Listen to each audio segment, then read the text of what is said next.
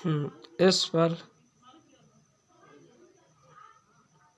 मनुष्य में पहचाना गुण किस प्रकार से होते हैं? साहेब, मनुष्य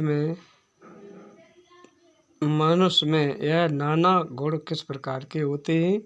इस पर साहेब कहते हैं कि सुनो, मैं तुमसे मनुष्य योनि के नर नारी के गुण अवगुणों को भली प्रकार से समझाता हूँ।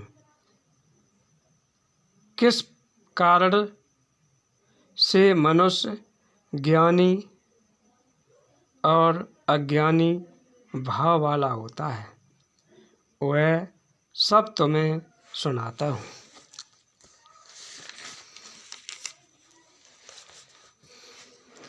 जैसे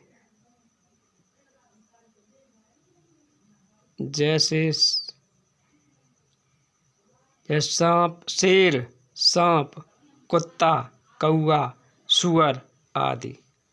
इनके अलावा और जितने जीव हैं वो सभी हिंसक प्रवृत्ति के होते हैं। हिंसक प्रवृत्ति के होते हैं। वो सभी मांस खाते हैं और नीच गुणों वाले समझे जाते हैं। इनमें से जो जीव आकर मनुष्य योनि में जन्म लेता है तो भी उसके पीछे की योनि का गुण छूटता नहीं है।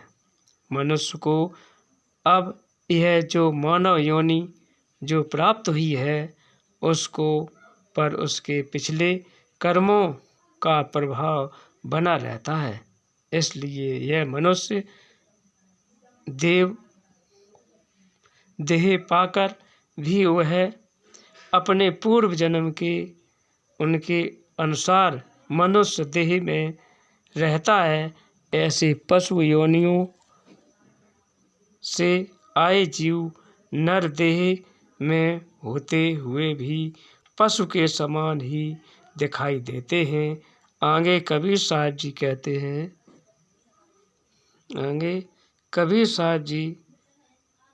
कहते हैं कि जिस योनि से जो मनुष्य आया है उसका स्वभाव वैसा ही रहता है।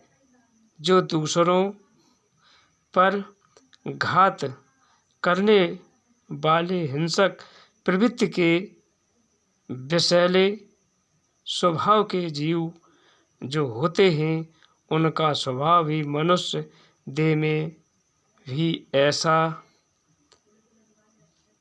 ही बना रहता है।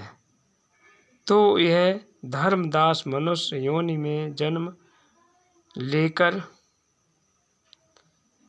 ऐसे स्वभाव को मिटने का एक ही उपाय है। कैसे भी हो सतगुरु की कृपा से सच्चा गुरु मिल जाए तो वही गुरु अपने ज्ञान से हमारे सभी दोष साफ कर सकता है और उनके ज्ञान प्रकाश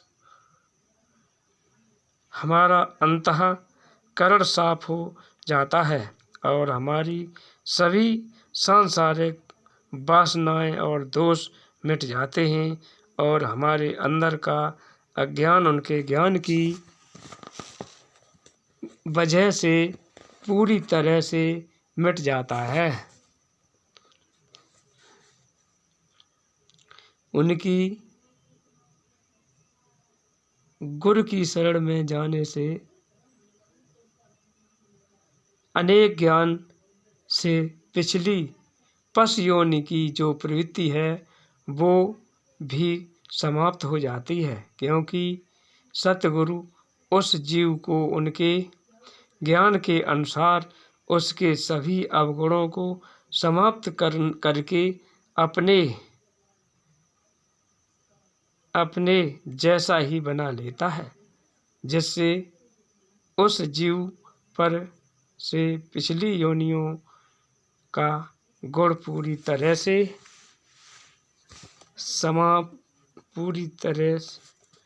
से समाप्त हो जाता है। तो हे धर्मदास जी, गुरु उस धोबी के समान है जैसे एक धोबी जो एक गंदे वस्त्रों को साबुन लगाकर उसे रगड़कर साफ करता है। किसी वस्त्र